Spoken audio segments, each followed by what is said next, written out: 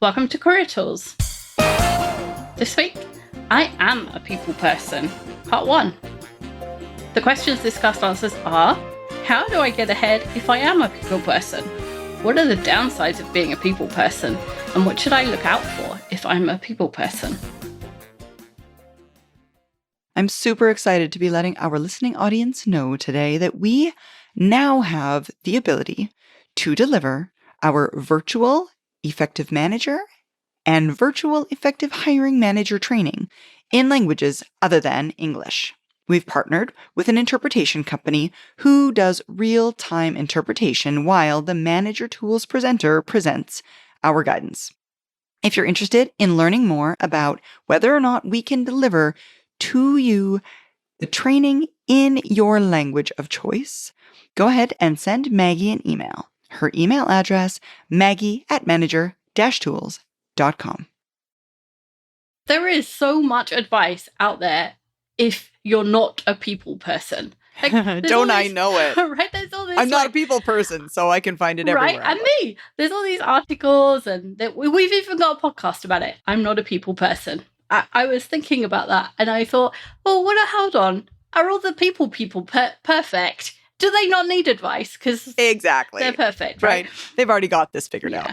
And actually, that outgoing group, the ones who thrive in group settings, they have their own work challenges. They do. They're different, but they have them. And they need to cultivate adaptability, to learn to work on their own and move forward when there isn't consensus, which they'd much rather have. So we're going to talk about those things and what the people need to learn.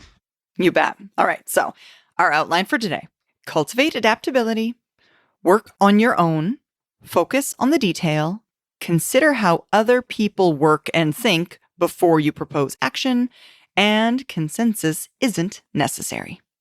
So, starting with cultivate adaptability. You mentioned this one already, Wendy, in that this is something that people-focused individuals tend to need to work a little bit on.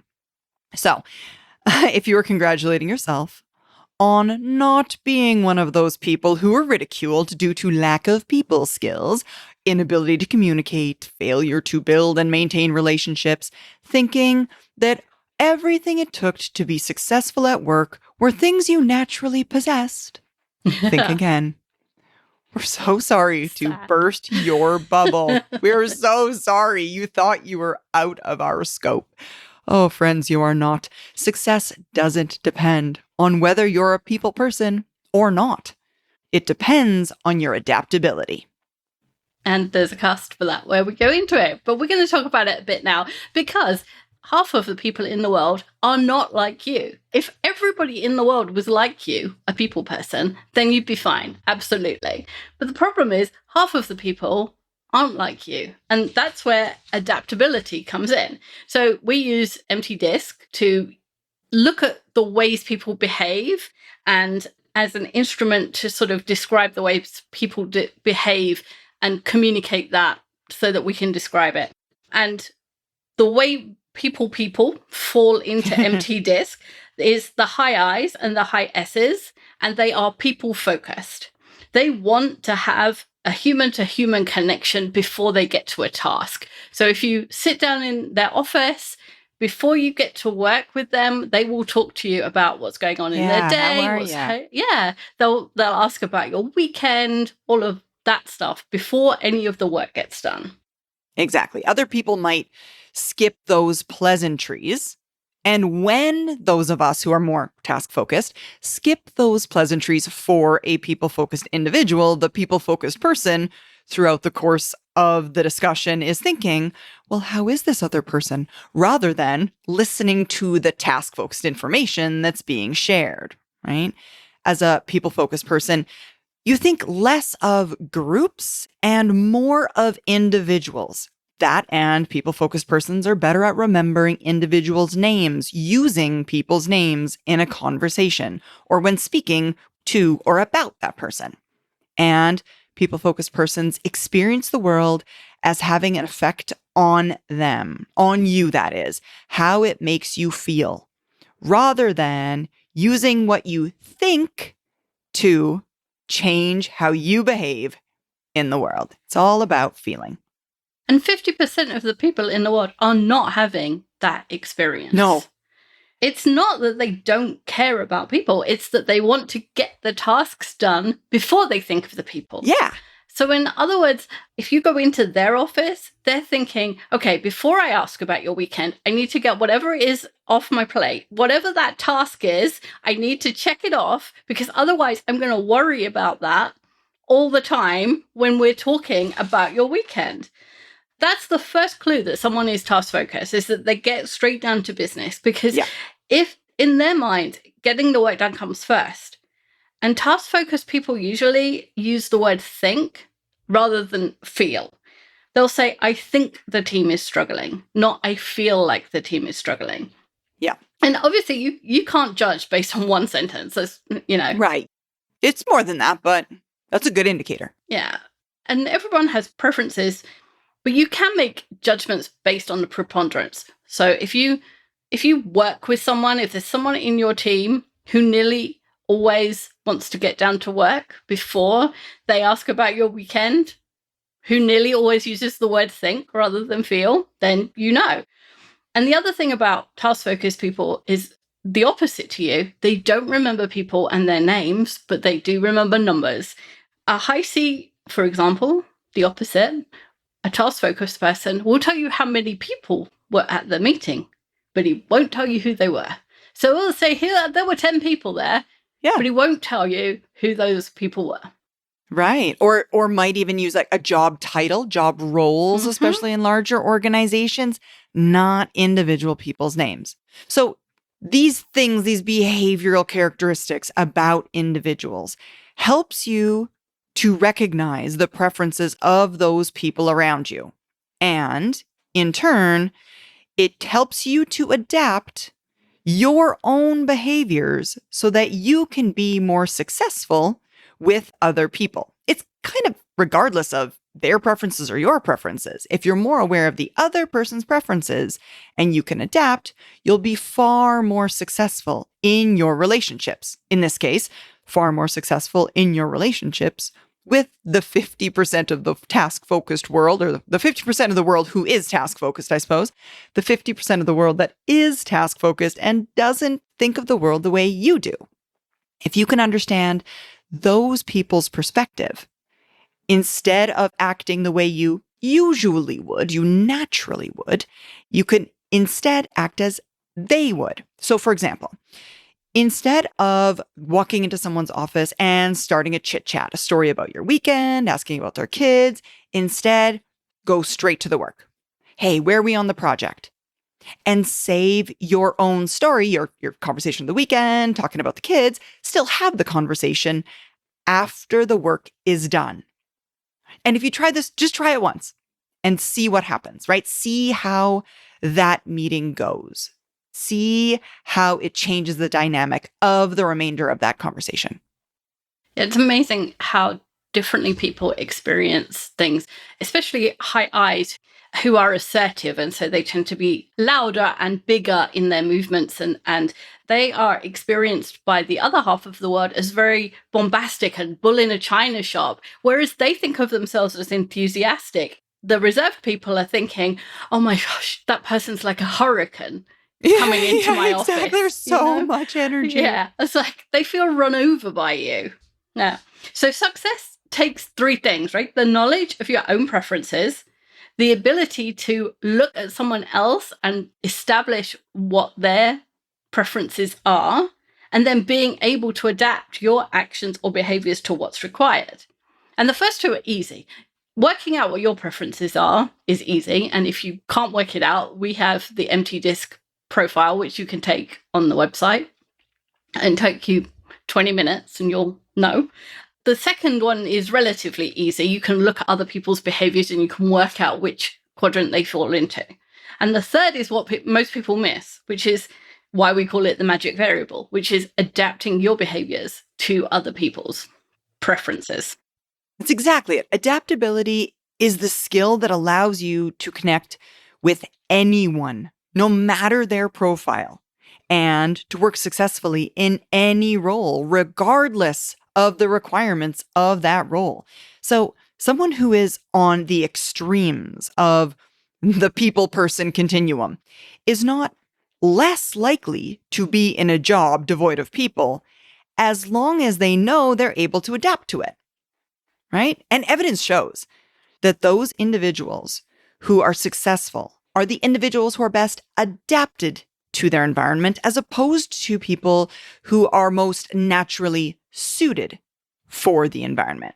So as long as you have that awareness of, I'm going to say, your strengths and your weaknesses as it pertains to the task, the skill, your relationships, etc., as long as you're aware of it and you're doing something to change your behaviors for the better, you can be just as successful as someone who's naturally, if not more successful, as someone who's naturally prone to those types of behaviors.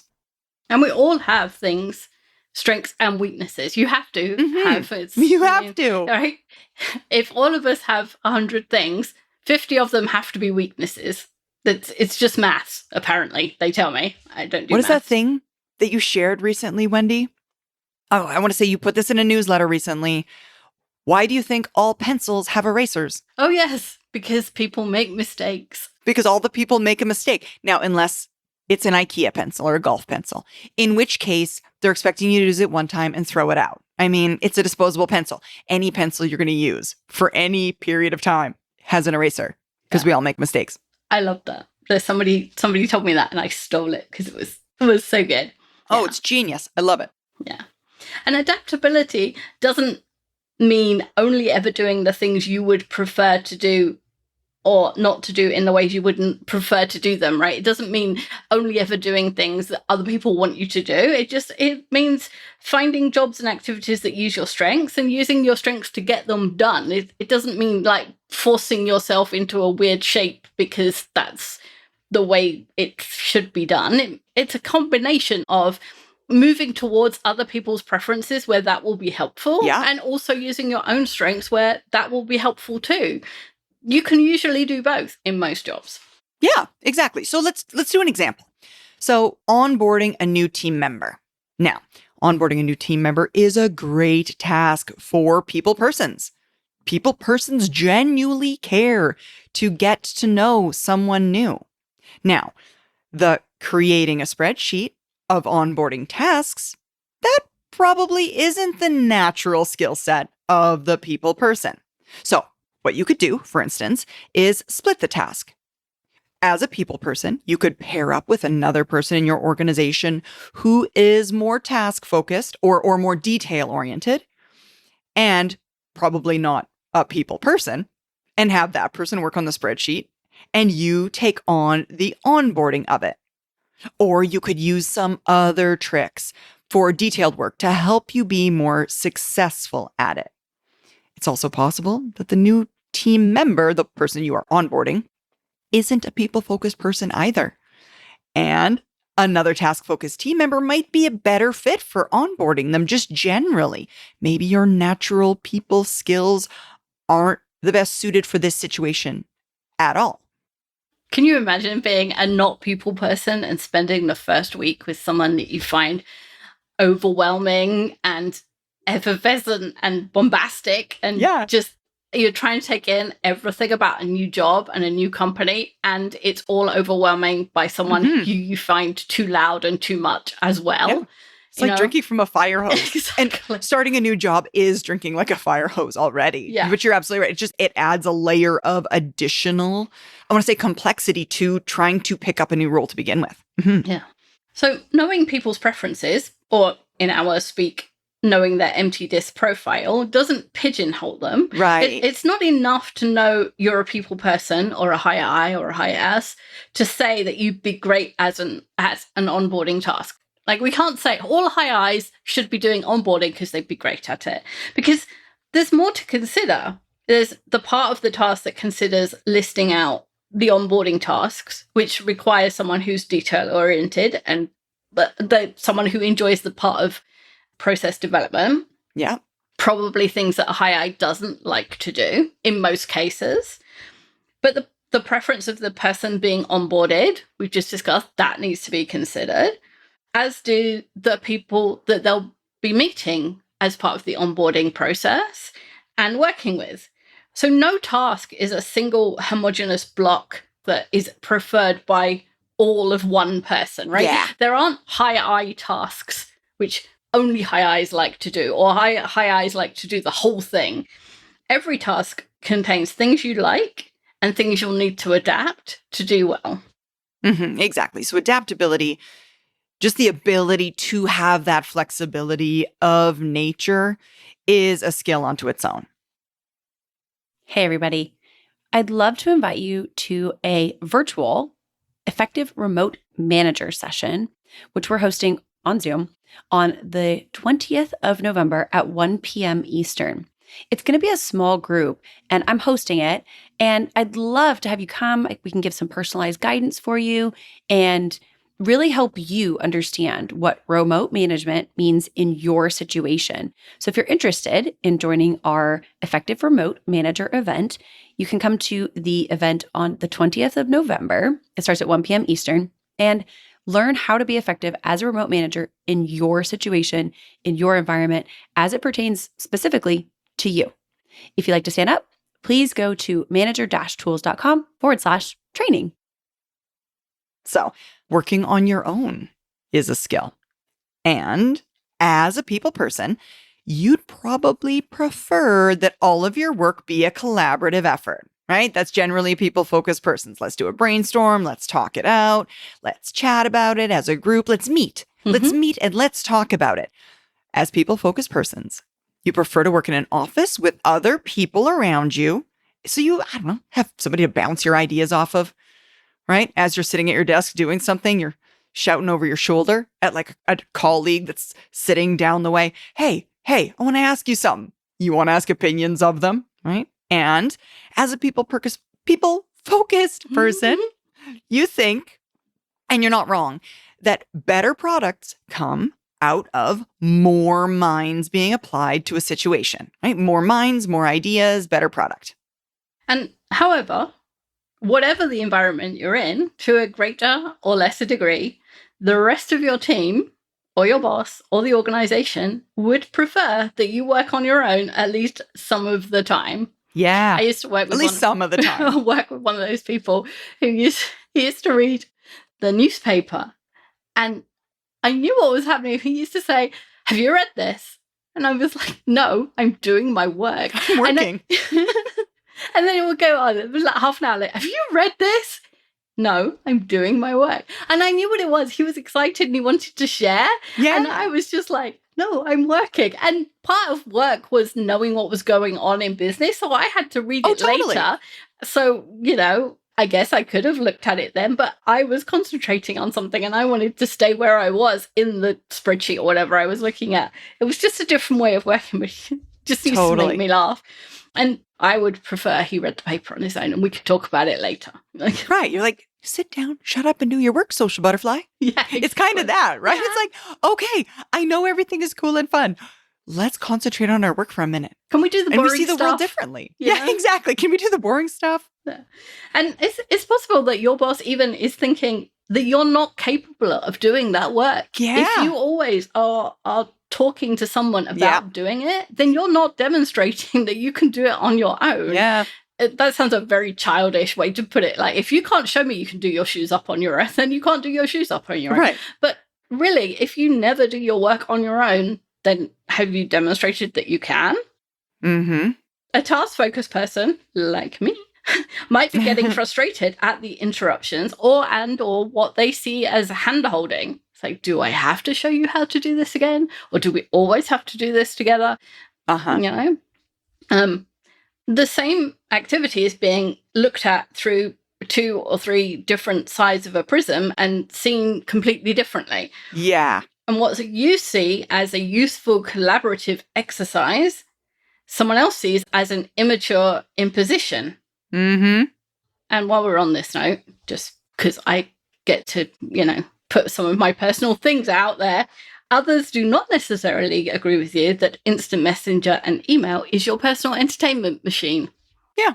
Just saying. Mm-hmm. Yeah. Like the occasional, hey, good morning, guys, is great. But a bunch of chit chat throughout the course of the day, again, to your point, Wendy, makes it appear as though, right or wrong, makes it appear as though you're not focusing on your work. Clearly, you have time to focus on chat or Slack or instant messenger of some sort. So all that said, what we'd ask or what we'd recommend you do is instead do the preparation work for any piece of work you're responsible for on your own first. And then, because you still want to meet with folks, and again, it helps add additional value to your ideas, then get together after you've done the initial work. Get together with other people and get agreement to move forward, right? Have their ideas added to what we would think of as kind of your first draft, right? So, for example, if you're creating a new process for getting approval for tech replacement, instead of getting everybody together to brainstorm steps and writing down the process on the fly, sit down, write down all of the steps you think or you imagine might exist on your own first. And again, inserting a little thing here, one secret to getting over blank page syndrome when there isn't anyone around to brainstorm with is to use the internet as your brainstorming tool, right? Google it. Ask the internet a question, and it will be the second party in your conversation. It will help you to begin to have that creativity of ideas. You could even start with someone else's process for tech replacement, evergreening kind of stuff, and then use that, add your own stuff to it before you meet as a group. That's a really good use for ChatGPT. Yeah. I don't think it existed when I wrote this like 3 weeks ago, but anyway. And then you can tweak it for your organization. Exactly. And then once you've done that preparation, once you've got a draft, then bring everyone together to review it and fill in any gaps. And this leverages the collective, the team for the small part of the project. It still gives you the opportunity to work with everybody, and it gives everybody else the opportunity to see what you've created before you get too far off the rails, if that's a problem. Yep. And it allows for a checkpoint for your boss or others to give their approval if that's a necessary thing. And then you do the next step on your own, and then you have that group discussion, approval, whatever you need, and so on and so forth. Yeah. And speaking of approval, Wendy, in this case, during this sequence, you'd also want to balance the need for approval and the desire for validation, right? Mm-hmm. Do not tell yourself that you need to bring everyone together to get your boss's or your organization's approval just because you want somebody to tell you that you've done good work and you want to feel good about the work you've done. That's what your friends are for. That's what your colleagues are for. I mean, we all have that group of work friends, right? That we can show our things to them. And look at the great job I did. And they're like, oh my gosh, you did such a great job. Nice work. Go to those people. Again, this goes back to what you said a little bit earlier, Wendy, in that it's a little bit about perception, not entirely about reality. Yeah. In some cases. Yeah. It's if your boss keeps seeing, ooh, look at the thing I did. Look at the thing I did. Look at the thing I did. At some point, your boss or peers or colleagues or whomever is like, oh, great, you did another fancy thing. Do you need a reward for all the things you do? Exactly. Again, that's not your intent. We know that that's true. We know that's not your intent. However, it can feel that way to others. So show your fancy things to your friends, your work friends, your colleagues. Yeah. And if you are a people person and very assertive, so what Empty Desk would call a high I, you will need to tone down your enthusiasm for your ideas, because you have a tendency to love, in capital letters, love every idea you hear, and without thinking through the details of implementation. This will revolutionize the way we do our jobs. Something can't revolutionize the way you do your job every month, gang. No, they can't. Not They every can't. day. But yeah, not every day. But high eyes tend to believe it every Right? day. You see the potential. Revolutionize is one of your Right, one exactly. of your favorite words. I know, right? You see the potential in everything. I have a friend who hates the way the word awesome has become so overused. Yeah. Because she says, Awesome means Wendy, something. only the universe is awesome. Uh-huh. And high eyes tend to use awesome all the time because everything's awesome. And if everything's awesome, nothing is awesome. Is your friend a high C? Yes, she is. Yes, I was going to say, because that's such a high C thing to say. Actually. Actually, yeah. So the phrase "where angels fear to tread" was pretty much invented for high eyes. And not only does your enthusiasm get you in hot water sometimes because you can go rushing down a path that really you shouldn't have done, because if you'd have thought for 3 seconds, that's not a great idea. It's also off-putting for those that consider the details before taking action. Yeah. And there is a middle course between the two extremes, and understanding that yours is an extreme at one end will help you come to the middle where you can meet other people. Mm-hmm. If you know that, oh, I tend to love every idea the moment I hear it, and other people tend to think about all the ways it can go wrong before they say anything about an idea. Now, instead of wondering why someone hits you with a wet fish every time you tell them your idea, you think, okay, we're just coming at this from two entirely different attitudes. Mm-hmm, exactly. It doesn't have to be one or the other. It can be a blend of both. Exactly. And in addition, as a people-focused person, if you've got a choice, work in environments where there are other people around you, even if those people aren't working with you. I mean, even if they're not colleagues of yours in a shared type workspace, right? Having other people around can help focus, in that people-focused people tend to be more, I'm going to say, disturbed by silence than they would be of the noise of other people working around them. And all the task-focused people just went, what? Right. Your mind's just blew up a little bit. You're like, how is that even humanly possible? Silence is the best way to get my work done. But yeah, with people-focused people, they like to have that noise, right? That background, that hum of activity. So if you're a people-focused person and you're struggling to work at home, for example, you might do better in a co-working space, right? Or even virtually with a co-working service. So for example, I know Judy, who used to be on our team, she is a travel agent, and she used to have a shared, it was Skype. Oh my gosh, this is the olden days now. We're talking about pre-Zoom technologies. It was just an open call, on mute. Everyone is on mute, a bunch of other travel agents, so that they were kind of in that same room with one another. And there was that feeling of, because again, people-focused person kind of goes back to feelings. Yes. There's that feeling of lack of solitude. Mm-hmm. It's that feeling like we're in the same room, even if we're not talking, even if there's no real noise going on, because we're all on this shared call together. It's like we're in the same place. And if it's like we're in the same place, it feels like we're in the same place. And it's less distracting due to sheer silence. Yeah.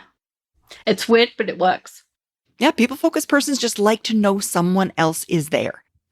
Yeah. So we're giving you some things Weird. to think about. Yeah. It's just Weird. so Weird. unlike the way we think, right? That's just right. so That's right. It's not fair because it's just that you and I are on the other Oh, yeah. side. We are the not people. And it is as confounding to us that you would think the way you do as it is to you that anybody would think the way we do. And just knowing that people think in the opposite way and being able to at least understand that it's possible that people think the opposite way helps you know that they are not doing it on purpose, and they're not doing it to irritate you. They're not doing it because they want to be deliberately annoying or deliberately get in your way. For me, when I realized that took 90% of the aggravation out of those situations. Oh, it just changes the game. Right? You're like, oh, dang, okay, this ain't about me. Exactly. It's not about you.